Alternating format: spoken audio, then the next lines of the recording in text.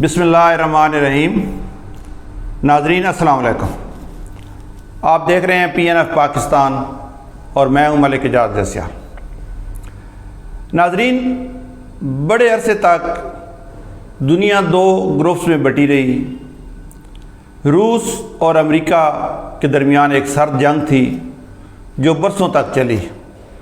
دوسری جنگ عظیم کے خاتمے کے کچھ ہی عرصے بعد یہ سرد جنگ شروع ہو گئی تھی،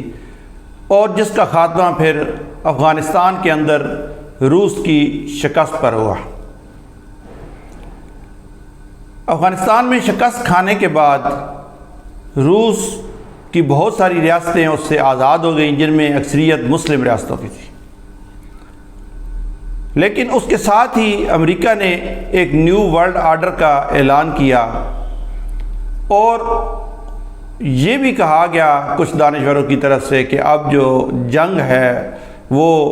روشن خیال جو قوتیں ہیں امریکہ اور یورپ وغیرہ ان کے اور اسلام کے درمیان جنگ ہے،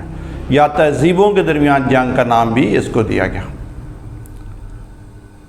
بظاہر تو امریکہ اس سے ڈینائی کرتا رہا، لیکن ایکچولی اس پہ کام بھی ہوتا رہا، اور جس کا شاخسانہ ہم نے پھر دیکھا کہ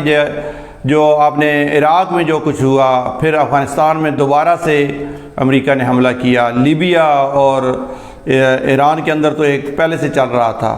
تو لیبیا اور عراق کے اندر کیا ہوا کہ وہاں کے جو دو لیڈرز تھے، اور یہ وہ دو لیڈرز تھے قذافی اور صدام، جو 70 کی دہائی سے اس گروپ میں سے آ رہے تھے جس میں شاہ فیصل اور ذوالفقار علی بھٹو اور یا اردن کے شاہ حسین وغیرہ، یہ سارے لوگ جتنے تھے، یہ اس وقت جو ایک تحریک شروع ہوئی تھی جس میں OIC بھی بنی اور اسلامک موومنٹ، تو وہاں سے پہلے شاہ فیصل اور بھٹو کو تو راستے سے ہٹا دیا گیا، لیکن یہ دو لیڈرز ایسے تھے صدام اور قذافی کہ یہ اس میں موجود رہے، لیکن اب آ کے ان کو بھی ان کا اقتدار چھین لیا گیا اور ان کو شہید کر دیا گیا۔ پھر ہم نے دیکھا کہ کچھ عرصے کے بعد چین جو ہے وہ منظر عام پر آیا، اور اس نے اقتصادی میدان میں بے پناہ تیزی سے ترقی کرنا شروع کی۔ 80 اور 90 کی دہائی میں اور بلکہ 2000 کی دہائی میں چین بہت تیزی کے ساتھ گرو کرتا چلا گیا، لیکن چین نے یہ کوشش کی کہ وہ دنیا کے جو جنگی ماحول ہے یا جو اس طرح کے بکھیڑے ہیں ان میں نہ پڑے، بلکہ اپنی معیشت پر توجہ مرکوز رکھے، اور اس میں خاطر خواہ کامیابی بھی اسی ہوئی۔ لیکن چین نے کبھی بھی اپنے پرنسپل سٹانس کو یا پرنسپل سٹینڈ کو نہیں چھوڑا۔ جیسے خطے کے اندر ہانگ کانگ کا ایشو تھا کہ ہانگ کانگ انگلینڈ سے واپس چین کو ملنا تھا، جس میں آخر میں رکاوٹیں کھڑی کرنے کی کوشش کی گئی، لیکن چین اپنے سٹینڈ سے پیچھے نہیں ہٹا، اور ہانگ کانگ کے اندر مختلف تحریکیں بھی آزادی کی اس طرح کی چلانے کی کوشش کی گئی، لیکن چین نے ہانگ کانگ کو واپس حاصل کر لیا۔ اسی طرح جو ویتنام ہے، تائیوان ہے، تائیوان کے ایشو پر بھی چین نے کبھی کمپرومائز نہیں کیا۔ گو تائیوان اس وقت علیحدہ ایک ملک ہے، لیکن چین کا دعویٰ ہے کہ وہ چین کا حصہ ہے۔ امریکہ اور ان کی یہ خواہش رہتی ہے کہ تائیوان کے ذریعے چین کا مقابلے پہ کچھ ایسی فورسز کھڑی کی جائیں۔ کچھ عرصے کے بعد چین نے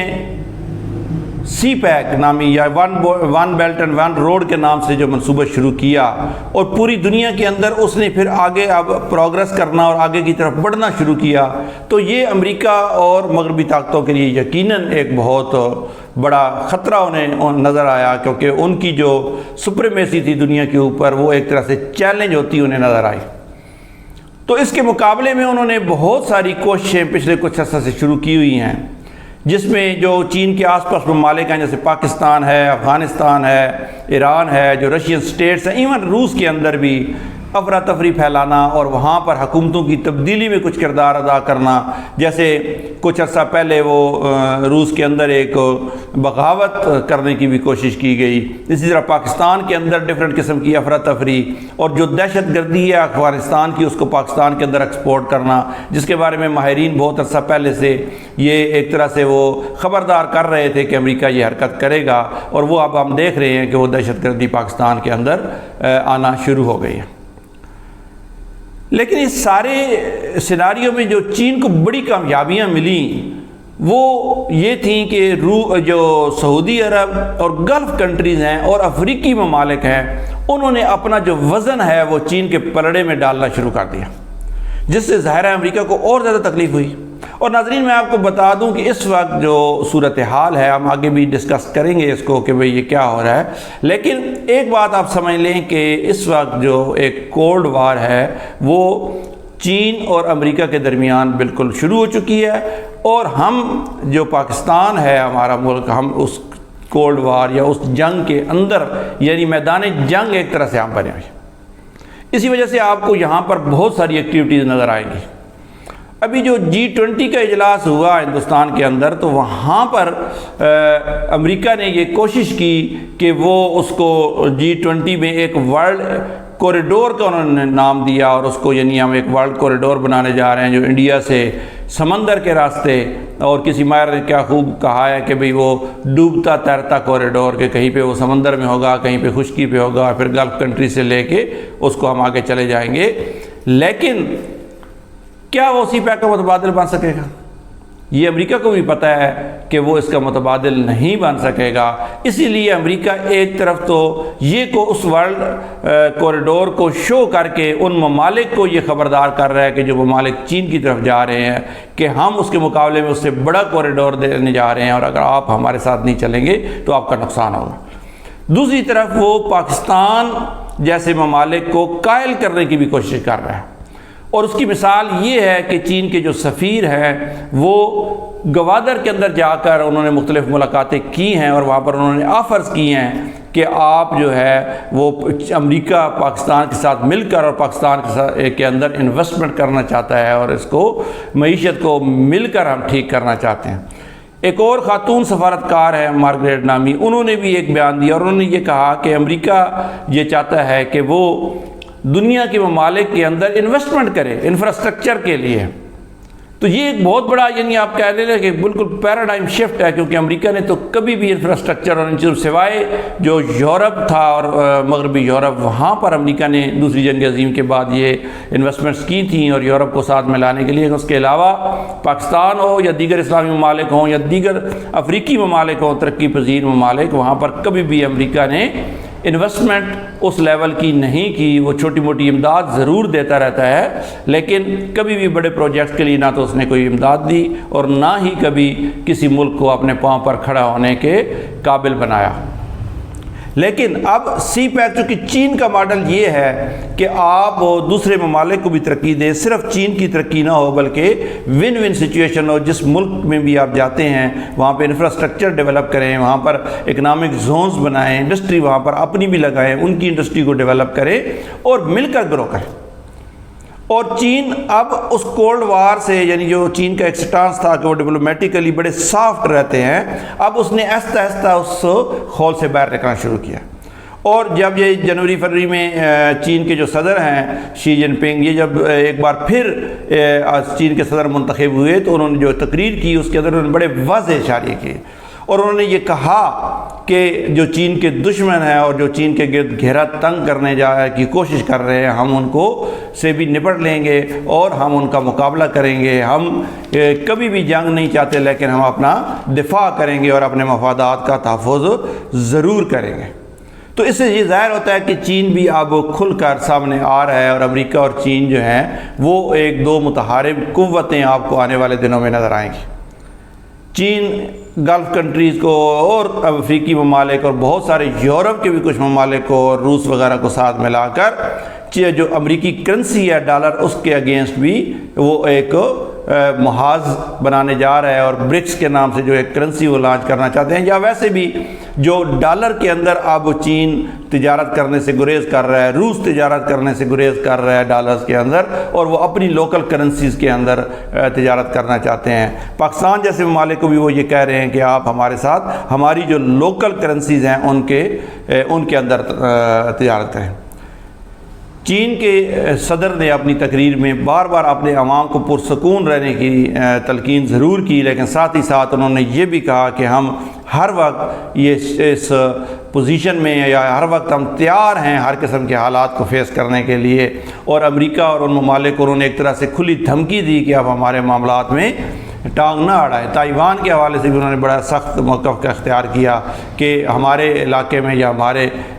ملک کے اندر آپ مداخلت مت کریں۔ اس کے ساتھ ہی ساتھ چینی سفارتکار جو ایک تھے، انہوں نے کوریا، جاپان کو بھی بڑا، اور جو اس طرح کے ممالک ہیں یہاں پہ ایشیا کے اندر، ان کو بھی بڑا سختی کے ساتھ خبردار کیا ہے، اور انہیں کہا ہے کہ آپ ایشیا کے اندر مل کر ایشیا کی گروتھ کے لیے کام کریں، نہ کہ آپ یورپ اور امریکہ کے اعلی کار بنیں۔ تو اس ساری سچویشن میں ناظرین ہمیں یہ نظر آتا ہے کہ یہ آنے والا جو وقت ہے یہ ایک کیا یہ کسی گرم جنگ کی طرف بھی، یعنی ایک ایکٹیو وار کی طرف بھی جا سکتا ہے۔ ایک اور ملک آسٹریلیا جو ہے وہ امریکہ کے اتحاد میں شامل ہے، اور وہ بھی بڑی اس کوشش میں ہے کہ چین کو کسی طریقے سے روکا جائے، لیکن چین نے جو پچھلے 10-12 سال میں 6% سے زیادہ کی گروتھ شو کی، اب بھی وہ 5% سے اوپر کی گروتھ دکھا رہے ہیں، اور انہوں نے جو ترقی کی ہے اور ان کے جو ذخائر ہیں، ایون ڈالرز کے ذخائر ان کے پاس اتنے بڑے ہیں کہ وہ اگر سارے ڈالرز امریکہ واپس جائیں تو امریکہ کی معیشت بیٹھ جائے گی۔ تو ان ساری سچویشن میں اب چین جو ہے وہ ان ممالک کے ساتھ مل کر، اور نظر یہ آتا ہے کہ آنے والا وقت جو ہے اس میں چین اور اس کے جو اتحادی ہیں یہ کامیاب ہوتے نظر آتے ہیں، اور امریکہ کو اس بار کامیابی ملتی نظر نہیں آ رہی۔ لیکن یہ جنگ شروع ہو چکی ہے، اور اس جنگ کے اندر دو متحارب گروہ ہیں، بیچ میں کچھ ممالک ایسے بھی ہیں جیسے انڈیا ہے کہ وہ دونوں طرف پچ کے دونوں طرف کھیل رہے ہیں، اور وہ کبھی تو امریکہ کے ساتھ اس اتحاد میں شامل ہیں جو چین کے خلاف، اور چین کے ساتھ وہ برکس کے اتحاد میں شامل ہیں جو امریکی کرنسی کے مقابلے میں کرنسی کھڑی کرنے کی کوشش کر رہا ہے۔ اور یہ جو G20 کا اجلاس ہوا، اس حوالے سے آپ یہ بھی ذہن رکھیں کہ یہ ایک G20 جو 20 وہ ممالک ہیں جن کی اکانومی دنیا میں سب سے بڑی ہے، تو اس کا مطلب یہ نہیں ہے کہ وہ سارے کے سارے آپس میں متفق بھی ہوں، اس میں روس بھی ہے، چین بھی ہے، تو روس اور چین کیسے ان کے ساتھ متفق ہوں گے؟ اس طرح سعودی عرب ہے، انڈونیشیا ہے، افریقہ کے کچھ ممالک وغیرہ ہیں، تو وہ سارے اس کے ساتھ متفق نہیں ہیں۔ گو کہ یہ اور G20 کی مین کانفرنس میں یہ فیصلہ نہیں ہوا، بلکہ اس کی سائیڈ لائن پہ کچھ میٹنگ ہوئی، اور ان میں یہ کہا گیا کہ جی ہم ورلڈ اکنامک کوریڈور، تو اس میں یہ بھی یقینی نہیں ہوتا کہ اس میں سارے ممالک ہوں، چند ممالک نے یہ ایک کیا ہے، اور وہ اس بات کی نشاندہی ہے کہ اس کو چاہے وہ بنے یا نہ بنے ورلڈ اکنامک کوریڈور، اور انڈیا سے گلف اور گلف سے یورپ وغیرہ، لیکن ان کو سی پیک سے اتنا خطرہ محسوس ہوا کہ انہوں نے اس کے مقابلے میں ایک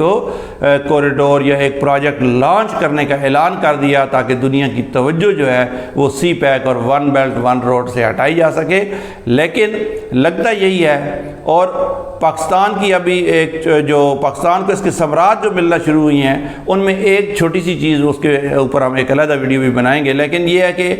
یہ جو اگست مہینہ گزرا ہے، اس کے اندر جو پاکستان کی برآمدات تھیں چین کو، یہ پچھلے سال یعنی 2022 کے اگست سے 84-85% زیادہ تھی، یعنی آلموسٹ ڈبل ہو گئی ہیں۔ اور چین پاکستان سے گوشت اور دیگر سبزیوں اور خوراک کے حوالے سے جو پاکستان کو کوٹا دے رہا ہے وہ بہت بڑا ہے، اور ہماری برآمدات جو چین اور یہ جو وسط ایشیائی ممالک ہیں، ان کو آنے والے 2-3 سالوں میں اتنی بڑھ جائیں گی کہ ہماری اکانومی کو شاید پھر IMF اور ان سپورٹس کی ضرورت نہ رہے۔ لیکن اس وقت جو ماحول ہے، اس ماحول سے امریکہ فائدہ اٹھا کر اور چین سے بددل کر کے آپ کو اس ماحول اور اس افراتفری کے اندر وہ مقاصد حاصل کرنا چاہتا ہے، جو شاید اسے 1-2 سال بعد جب ہماری اکانومی سٹیبل ہو جائے اس وقت اس کو وہ مفادات یا نہ حاصل ہو سکیں۔ آپ سب کا بہت شکریہ، اپنا خیال رکھیے گا، اللہ حافظ۔